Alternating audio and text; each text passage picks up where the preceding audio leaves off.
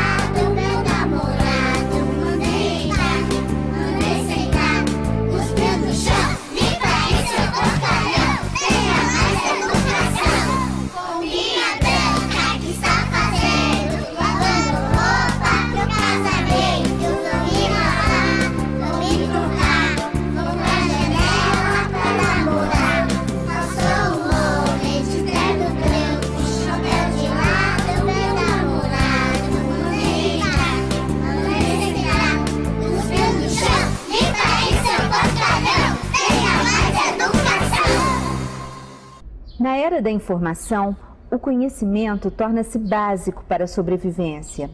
O educador é um mediador do conhecimento e o aluno é o sujeito de sua própria formação. O aluno vai construir o seu saber, vai dar sentido ao que faz ou observa. Há necessidade de mudanças na visão escolar sobre a aprendizagem da leitura, escrita e matemática. O Projeto Mais tem como objetivo formar bons leitores, capazes de interpretar, de pensar e se comunicar. O Projeto Mais fornece material para que o professor, a criança e a família possam trabalhar juntos na descoberta do prazer de aprender. É uma proposta que respeita as raízes culturais brasileiras, o envolvimento pessoal e a cidadania. Importantes filosofias da educação influenciaram o pensamento pedagógico de nosso tempo na busca do melhor modo de aprender a aprender. Que modelos foram esses? O modelo tradicional privilegia o conteúdo a ser transmitido. O professor é a figura central do processo, aquele que possui o conhecimento ou o saber, como já acontecia na fase filosófica de Platão. O aluno recebe a informação, repete exercícios e reproduz o que aprendeu na prova de avaliação. A cópia e a memorização constituem as principais estratégias de aprendizado tradicional. John Dewey fundamentou o pragmatismo, ou seja, o conceito de aprender fazendo. No processo ensino-aprendizagem, o professor precisa ajudar os alunos na atividade de formulação de hipóteses, que deverão ser analisadas e experimentadas para se chegar a conclusões que, afinal, são os objetivos do processo de aprender a aprender. É básico que o aluno esteja interessado e que o aprendizado seja democrático, dialogado. O modelo socioconstrutivista baseia-se nas teorias de Jean Piaget, que enfatizou a construção do conhecimento nas relações do indivíduo com o ambiente. Piaget trouxe a compreensão ao processo de aprendizado infantil e como ele ocorre através de jogos, que constituem a forma da criança explorar o mundo. De acordo com a evolução das estruturas mentais, Piaget classificou os jogos infantis em jogos de exercício, de 0 a 2 anos, quando a criança repete as ações que irão ampliar seus esquemas, a interiorização do conhecimento. De 2 a 7 anos, acontecem os jogos simbólicos, quando a criança lida com o faz de conta, com a imaginação, função simbólica da linguagem. E a partir dos 7 anos é a vez dos jogos de regras, que mostram que a criança já atingiu o domínio de categorias espaciais e temporais, os limites das regras e a socialização de condutas. Segundo a italiana Maria Montessori, a educação se dá por experiências com o meio e manuseio de materiais, não pela transmissão de palavras. O aluno é o centro do processo e o ritmo de cada criança precisa ser rigorosamente respeitado. Educadores e educandos interagem com confiança e respeito mútuo, observando e participando. Os trabalhos de Rudolf Steiner trouxeram para a educação os princípios da liberdade no pensar, da igualdade e da fraternidade. Isso significa desenvolver nas crianças a base para um pensamento claro, não massificado. A antroposofia entende o ser humano como uma unidade psicofísico-espiritual e sugere que o desenvolvimento da criança ocorre em ciclos de 7 anos, denominados setênios, e o professor é um tutor que guia a mesma turma durante esses períodos. Na pedagogia Waldorf, a relação com a família é intensa. Paulo Freire analisou questões importantes para a educação popular, como a conscientização.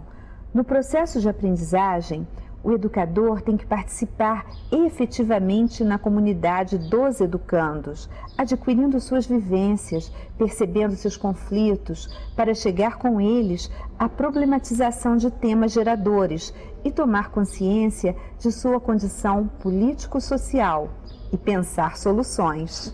Emília Ferreiro focou a construção do conhecimento infantil na liberdade de aprender sem os fantasmas do medo de errar, que o adulto impinge quando determina as regras da produção infantil. A descoberta do conhecimento necessita, nessa linha pedagógica, de espaço para explorar, para se expressar. Pela experiência, a criança deverá chegar naturalmente às regras gramaticais, depois de ter desenvolvido o gosto pela leitura e escrita. O Projeto Mais integra sistemas de aprendizagem e desenvolvimento, traz técnicas eficientes ao mesmo tempo em que incentiva o prazer da descoberta, o exercício do pensar.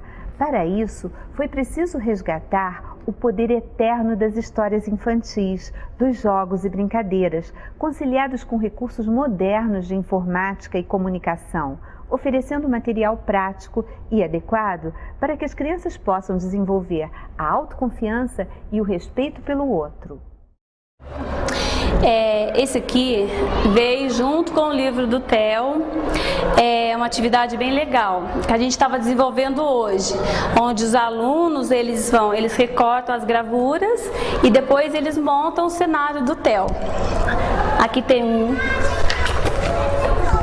Esse aqui, por exemplo, aí eles vão saber onde eles colocam o lago, onde que o Theo vai ficar. tem bastante gravurinhas. O céu, por exemplo, assim, que o sol que fica lá no céu, onde fica a árvore, o macaquinho, onde o macaquinho fica, onde que é o lugar do macaquinho, as flores, a pipa. Então é bem legalzinho. E eles treinam a coordenação motora, recortando os papéis. Então é bem interessante. Eles estavam adorando essa atividade. Aqui, muito legal. E essa atividade que eles estavam fazendo, a gente estava procurando tirar palavrinhas que a gente estava estudando, que foram tiradas do livro do Theo também, né? Então esse livro do Theo está ajudando bastante. Dá assim um apoio ótimo pra gente, um acompanhamento certinho. Então eles estão adorando o livro. Nossa, eles adoram o dia que a gente tem atividades no livro, então a gente está adorando. O sistema mais de aprendizado gira em torno de um personagem central, o índiozinho Theo. Ele tem a idade das crianças e suas aventuras são apresentadas por partes, como numa novelinha, enquanto a alfabetização vai acontecendo de forma lúdica, relacionando a criança com o imaginário, com temas ligados ao meio ambiente, à ciência, ao contexto histórico e geográfico do Brasil e também fornecendo orientações de interação da família com a escola. Theo é curioso e gosta de aprender. Estimula sentimentos de cooperação e amizade. Jogos, deboches e brincadeiras são recursos constantes, porque são fundamentais para o desenvolvimento psicomotor e socioemocional da criança em fase de alfabetização. É uma fase quase mágica, porque as conexões das células nervosas nesse período se multiplicam rapidamente, favorecendo a aprendizagem. Como se aprende? Os órgãos dos sentidos recebem as informações do ambiente. As informações são levadas para o cérebro, onde são processadas num trabalho complexo do sistema nervoso. A aprendizagem resulta numa mudança, porque se liga à memória. Muitas coisas que estão à nossa volta nós nem percebemos. A memória também pode registrar dados apenas no momento, na memória operatória, ou guardar lembranças na memória de longa duração. As diferenças individuais, internas ou ambientais, levam algumas crianças a aprender com mais facilidade de forma visual, outras têm facilidade auditiva e algumas podem aprender melhor fazendo. Cada criança aprende do seu jeito, mas todas precisam ser estimuladas sem ignorar seu processo preferencial de aprender. O Projeto Mais se preocupou em oferecer um modo de aprendizagem que permita a prevenção de dificuldades, a inclusão de alunos com necessidades especiais e o desenvolvimento do potencial de cada um, de acordo com suas características e interesses, e cada um no seu ritmo.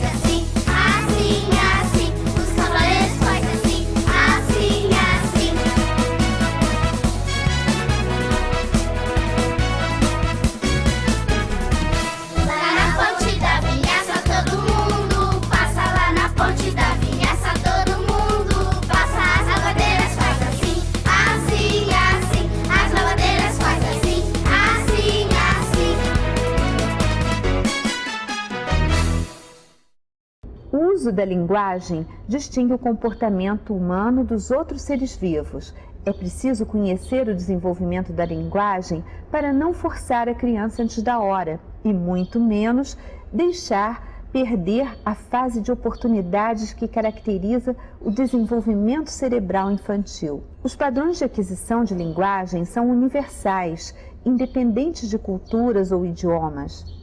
A criança primeiro compreende as palavras e identifica o que elas representam. A construção de significados e estruturas fonológicas forma um léxico mental que envolve a capacidade de armazenar e recuperar as informações linguísticas, a memória e um controle motor para a expressão da fala.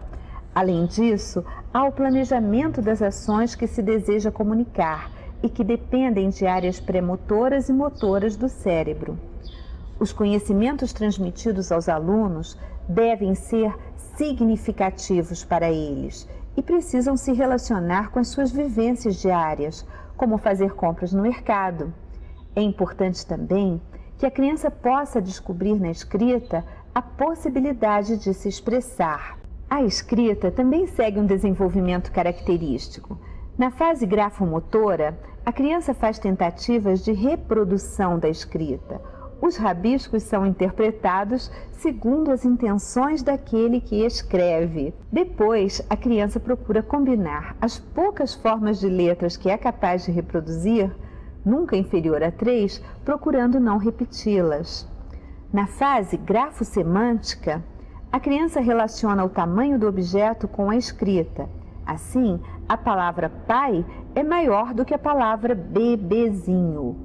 Na fase grafofonológica, a criança começa a perceber que escrever é representar progressivamente as partes sonoras das palavras, mesmo que não faça isso corretamente.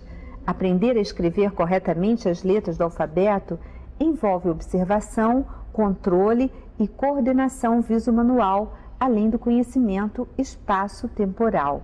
Brincadeiras realizadas no ar, no chão, com movimentos amplos e exercícios grafos perceptivos, passo a passo, brincadeiras estruturadas com objetivos, como acontece no jogo de trilha, na escala de raciocínio lógico ou nas cartelas de multiuso, são recursos excelentes entre os jogos sugeridos, assim como a dramatização das histórias infantis.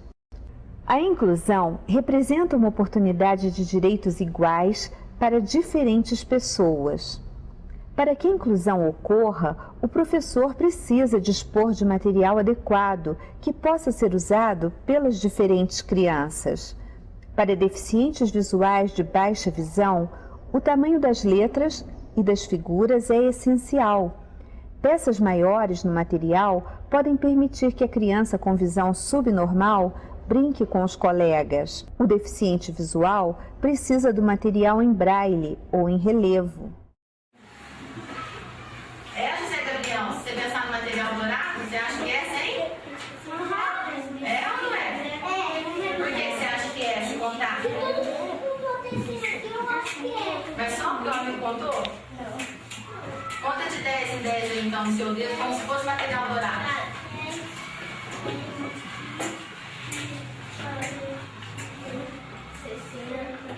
70, 80, 90, 100. Como se cada dedo seu fosse material dourado, é verdade? Voltou. O deficiente auditivo precisa de material visual, como nos jogos de memória, para que aprenda o nome dos objetos e precisa da linguagem de sinais. Hoje é muito importante da criança surda ser incluída no ensino regular, tanto na parte social como na parte de aprendizagem. Na parte de aprendizagem, a importância da leitura escrita para essa criança vai ter uma importância mais tarde no seu futuro. E é através da língua de sinais, da Libras, que nós podemos utilizar para desenvolver essa escrita. E através do desenvolvimento da discriminação visual, ela vai desenvolver com mais facilidade essa aprendizagem dentro da sua escrita. O modo mais de aprendizagem foi preparado para prevenir ou reabilitar dificuldades relativas à hiperatividade, desatenção, dislexia, descalculia e outras dificuldades frequentes em nossas salas de aula e no atendimento clínico. Quando há interesse, a aprendizagem ocorre naturalmente. É perda de tempo brigar. Não se pode pedir a uma pessoa que seja espontânea, porque ela perderá a espontaneidade na hora. A atenção, por exemplo, não é uma coisa que se possa exigir.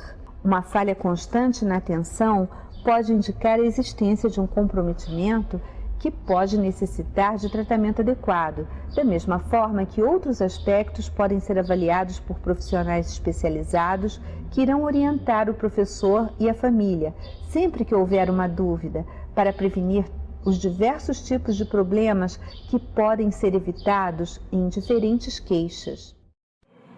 Hoje em dia, com os avanços, com os conhecimentos que tem a neuropediatria, a psicologia, os avanços sobre a pedagogia, as dificuldades de aprendizagem de uma criança, é necessário que os pais, os professores, os pediatras estejam atentos para os primeiros sintomas que as crianças venham apresentar quando têm essa dificuldade. Essas dificuldades normalmente são déficit de atenção, dislexia, distúrbio de hiperatividade, de déficit de atenção. Principalmente a criança com dislexia, a criança que tem aquela dificuldade de aprender a ler e escrever e que realmente não dependem da criança. É um tipo de uma imaturidade nas áreas corticais cerebrais responsáveis pelas funções da leitura e escrita, em que a criança ainda não tem aquela maturidade para formar as sílabas, as palavras, e isso tem que ver rapidamente, porque senão essa dislexia pode levar a uma hiperatividade, um déficit de atenção, e que às vezes os pais, os professores podem culpar a própria criança pelas dificuldades que ela tem e realmente tem que ser vista por um profissional da área, um neuropediatra de início ou mesmo um pediatra, para fazer o diagnóstico.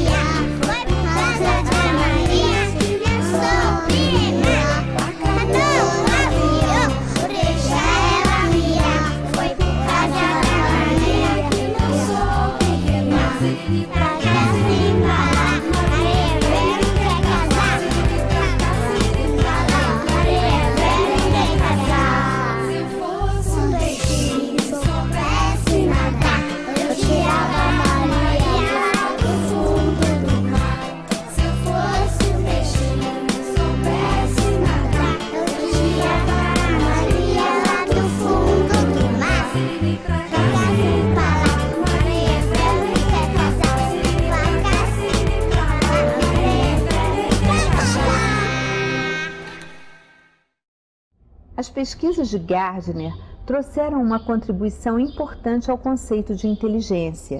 Segundo sua teoria, os seres humanos seriam dotados de múltiplas inteligências. Sua teoria se apoia em 2 princípios.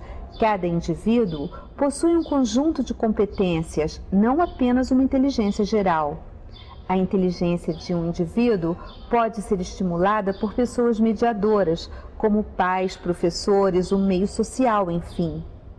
São destacados 7 tipos de inteligências da pessoa em sua relação com o outro, que alguns chamam de inteligência emocional. O homem se constrói porque é capaz de aprender.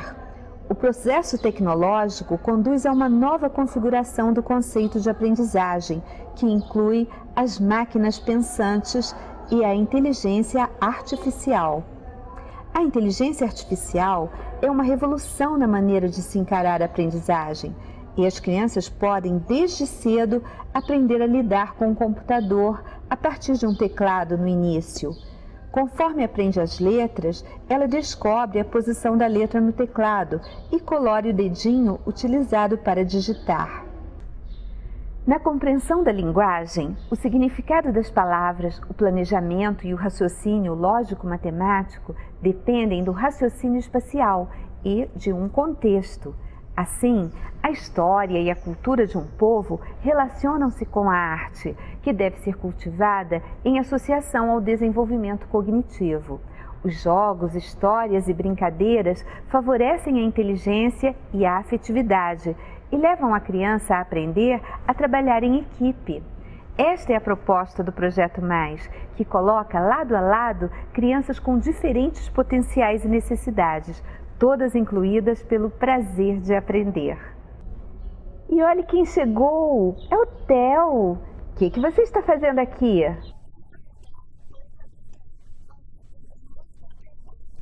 Então vamos!